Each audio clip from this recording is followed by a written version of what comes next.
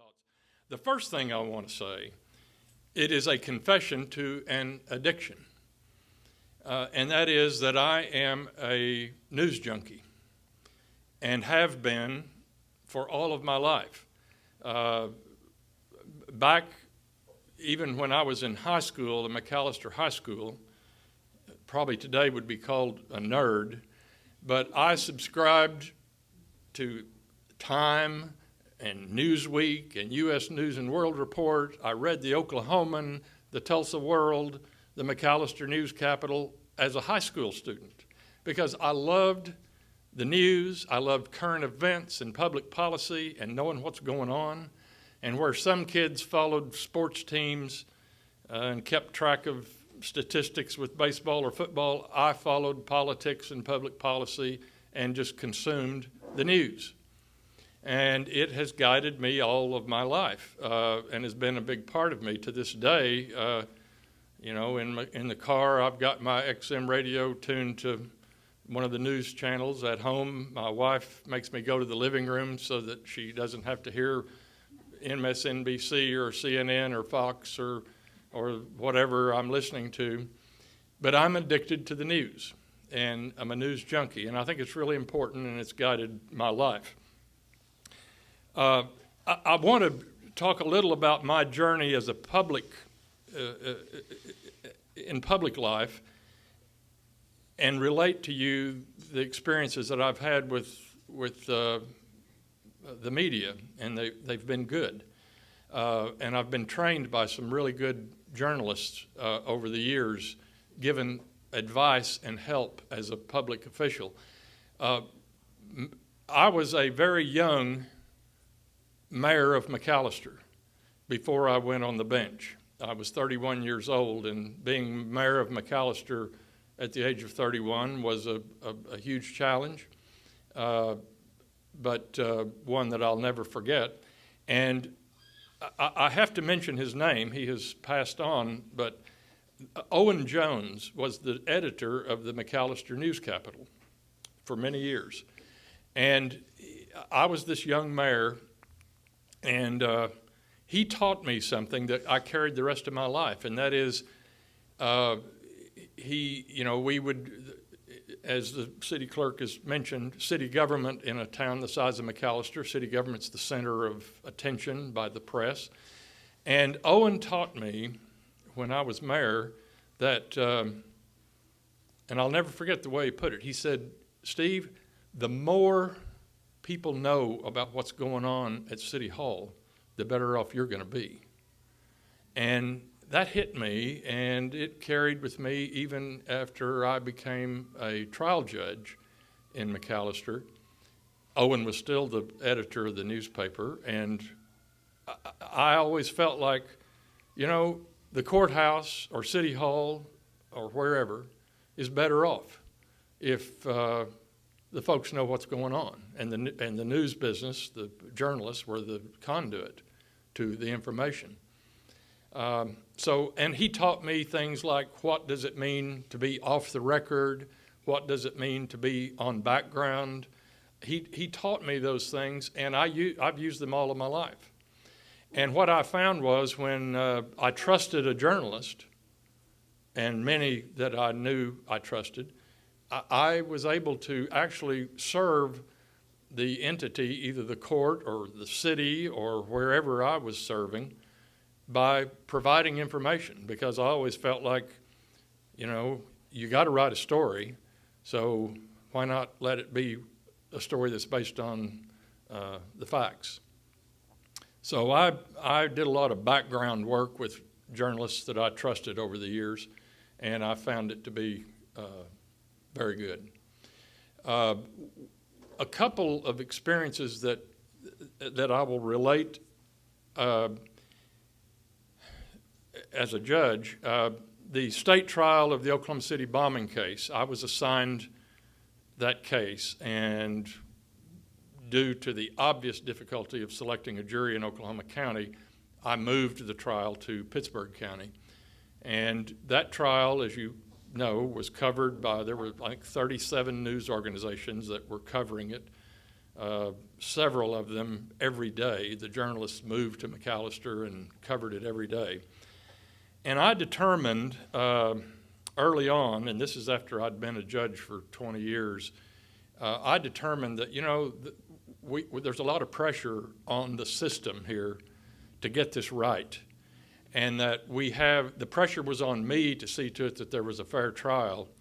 But there was also pressure on the system that whatever the verdict was or whatever came of that trial, that the public had confidence in the result.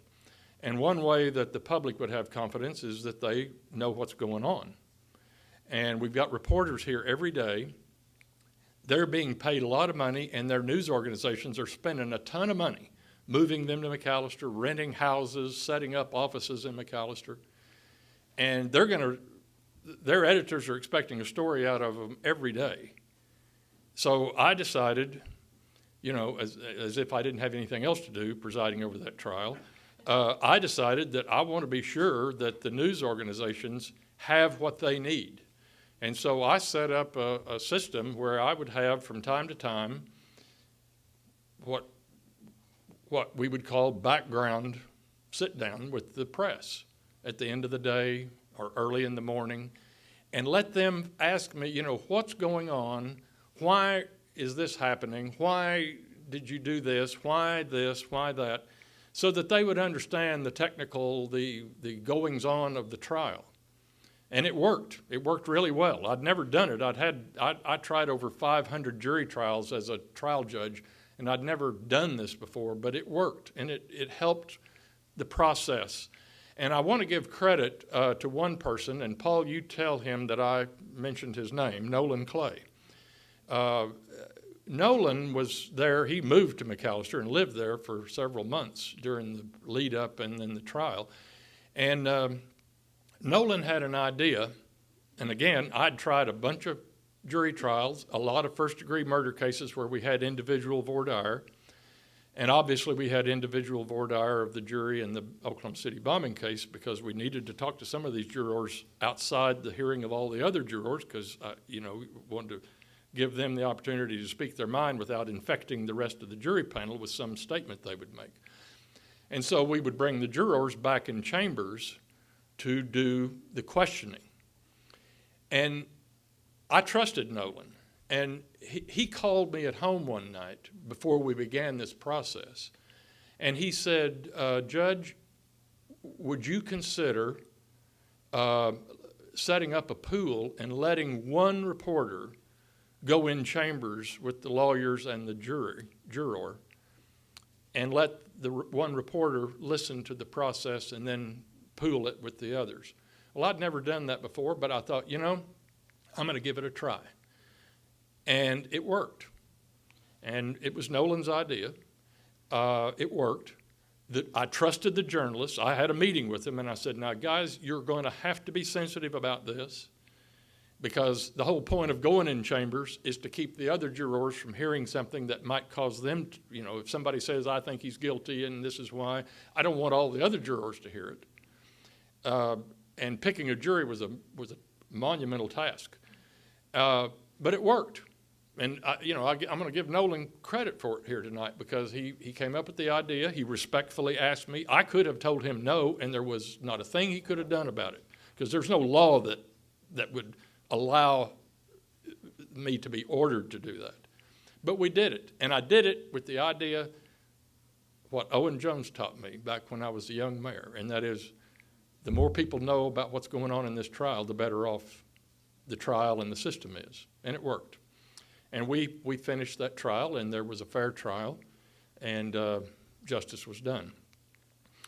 Now, I'm looking.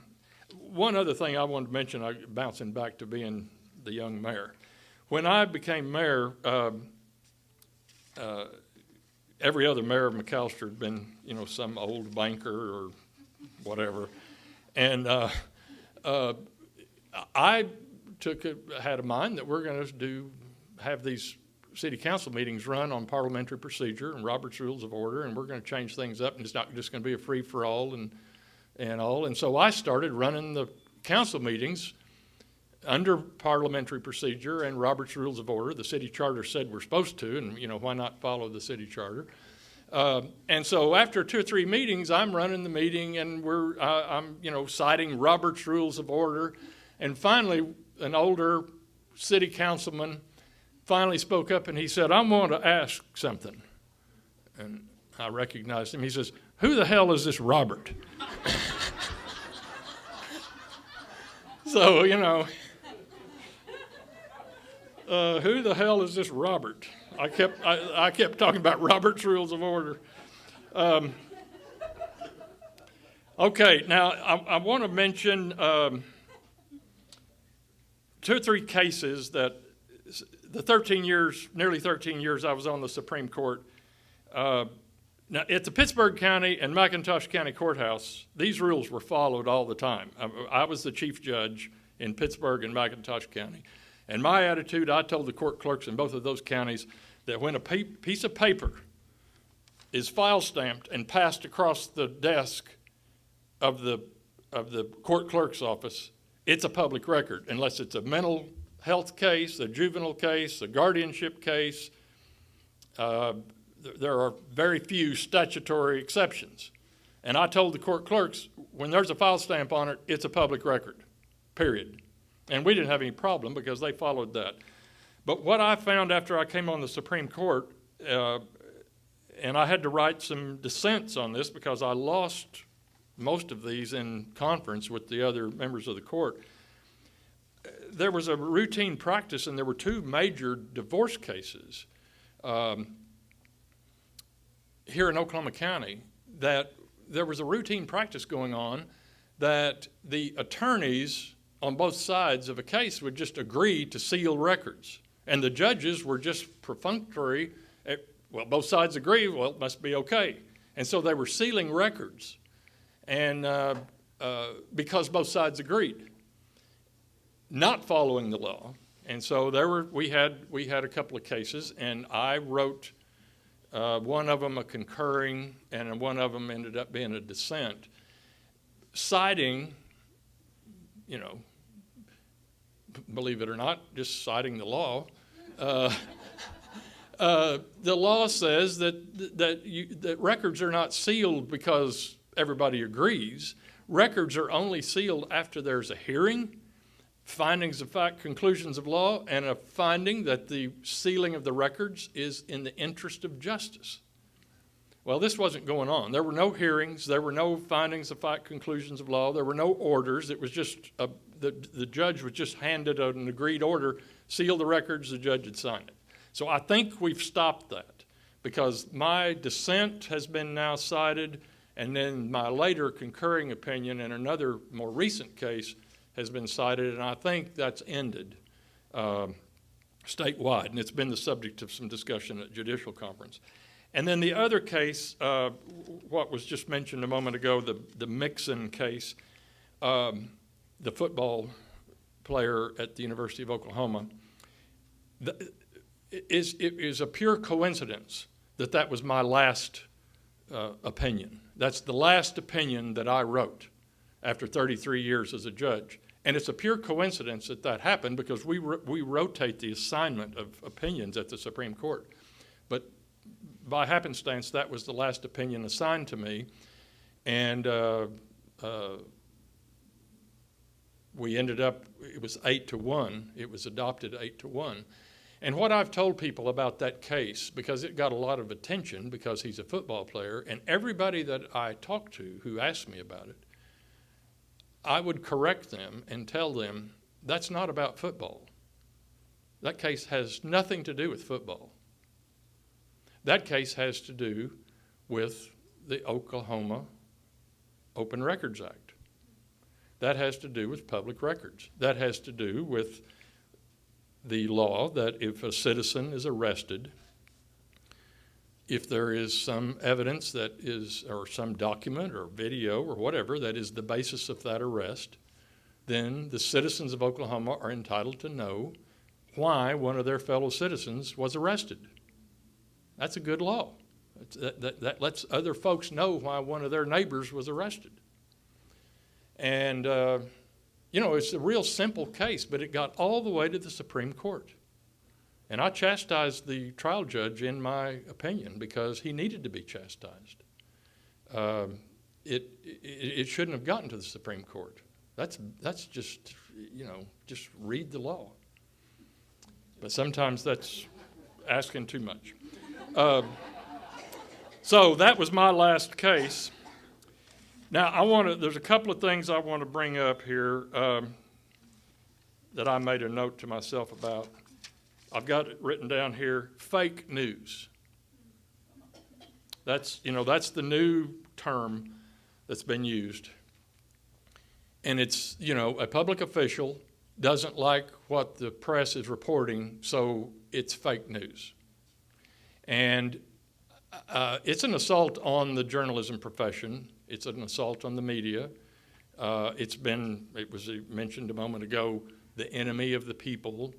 And that is so unfortunate.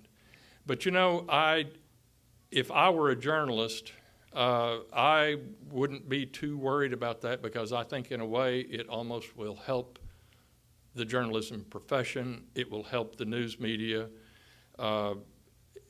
bring attention to the job and the responsibility that you have in our system of government. I think it's brought positive attention to the media by this war on the media and enemy of the people and fake news.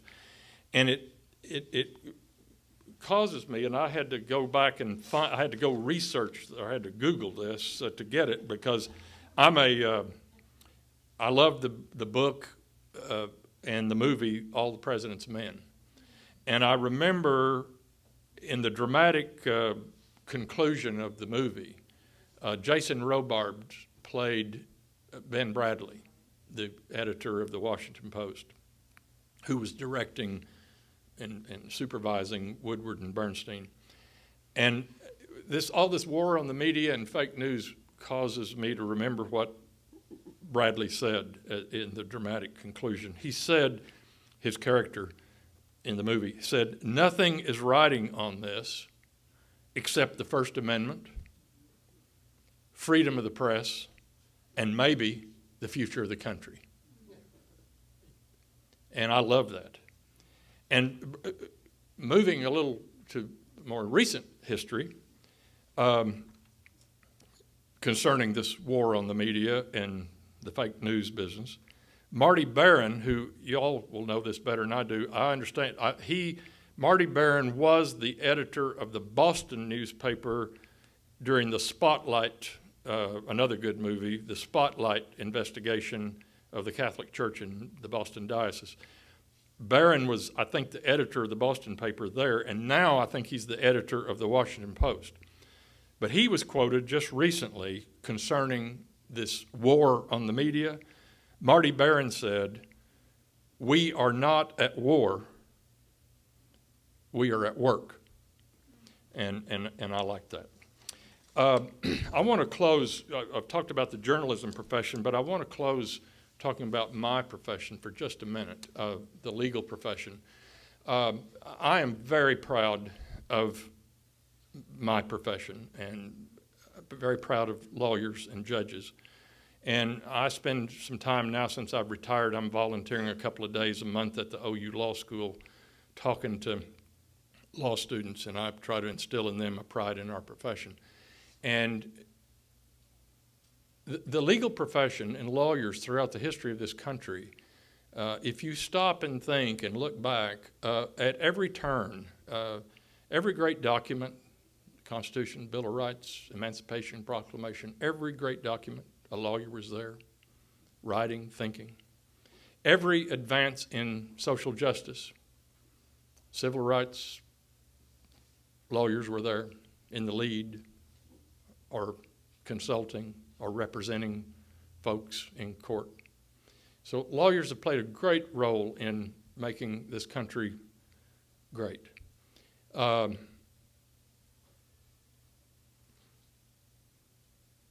What happens in courtrooms every day in this country, judge on the bench, lawyers at counsel table, witness on the witness stand, jury in the box. Happens every day in courtrooms all over this country. I think it is something beautiful. I think it's like a work of art.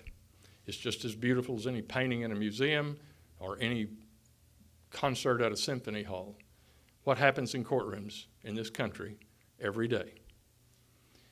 My experience during my lifetime as a judge, all the jury trials, I was so proud of the work that happened in my courtroom and the pride that I had to sit on the bench and watch the lawyers and the citizens who in the jury box doing this beautiful work of bringing justice to our society.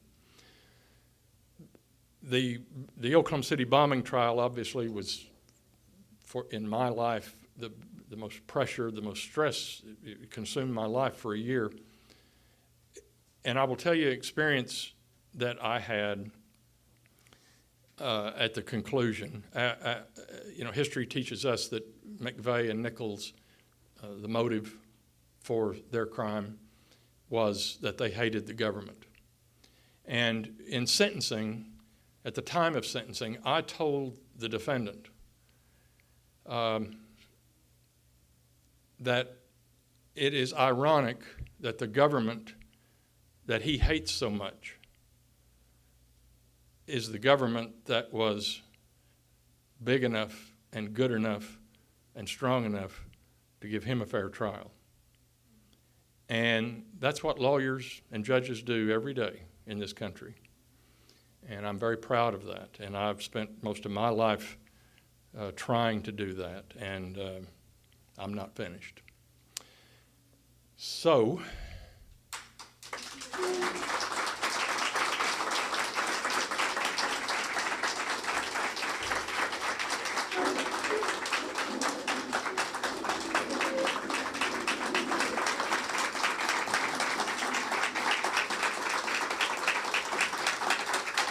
thank you.